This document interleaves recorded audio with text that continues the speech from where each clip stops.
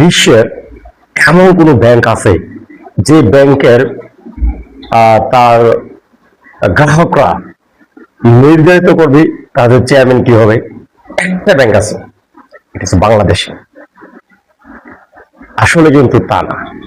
যদিও মনে করা হয় যে এই যে আন্দোলন করা হচ্ছে তাদের, বিশেষ করে ইসলামী ব্যাংকের যে চেয়ারম্যান কি হবে এইটা নিয়ে কিন্তু গ্রাহকরা মাঠে নেমে গেছে। ভাই রে ভাই, আমি বুঝতে পারলাম গ্রাহক বুঝে কি চেয়ারম্যান? ম্যাক্সিমাম গ্রাহক কিন্তু বুঝে না যে চেয়ারম্যান কি জিনিস।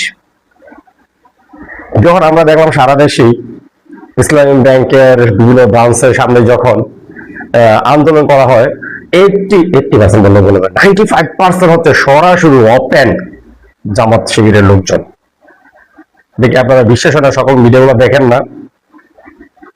আর বাকি যে 5% তারা সাধারণ মানুষ না বুঝে আসে, তারা কিন্তু গ্রাহক না। একটা ভিডিও কিন্তু আমার সাথে আমি দিয়ে দেবো, ওই ভিডিও তথ্য দেখলে বুঝবেন। বড় ভাই হচ্ছে কি গ্রাহক, ছোট ভাই আসছে আন্দোলন করার জন্য।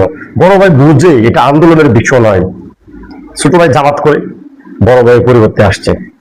এই বিষয়গুলো যদি বাংলাদেশ থেকে না তাড়ানো যায় তাহলে কি হবে আমাদের দেশ জানেন? আর আরেকটা বিষয় হচ্ছে ইসলামী ব্যাংক কিন্তু আপনাকে টাকা দিচ্ছে না। যারা ইসলামী ব্যাংকে টাকা রাখছেন তাদের অবস্থা খুবই খারাপ। 5,000 10,000 টাকার জন্য বিশাল সিরিয়াল দাঁড়িয়ে রাখতে হয়। এবং খুব দ্রুত ইসলামী ব্যাংকের অবস্থা এমন একটা হবে, অন্যান্য যে ব্যাংকগুলো সোশ্যাল ইসলামী ব্যাংক যা তাই কিন্তু টাকাই দিচ্ছে না। যারা ভুল করে টাকা রেখেছেন পূর্বে তাদের অবস্থা সামনে আরো খারাপ হবে। কারণ জাতীয় নির্বাচন দিয়েছিল, ত্রয়োদশ জাতীয় সংসদ নির্বাচন, জামাতের নেতারা এখান থেকে টাকা তুলে একদম তছনছ করে ফেলছে, টাকা দিতে পারতেছে না। সুতরাং যাই তুলতে পারেন তুলে ফেলেন, অবস্থা খুবই খারাপ সামনের দিকে। ধন্যবাদ, ভিডিওটা দেখেন। আপনিও গ্রাহক হতে হবে না, আপনি এর কথা আপনি বলতে পারবেন। আপনি এই ধরনের প্রশ্ন করেন, আপনি গ্রাহক প্রশ্ন। আমার বড় ভাই গ্রাহক, আমার বড় ভাই গ্রাহক। আপনি এর কথা আপনি বলতে পারবেন। আপনি এই ধরনের বিতর্কিত প্রশ্ন করবেন কেন?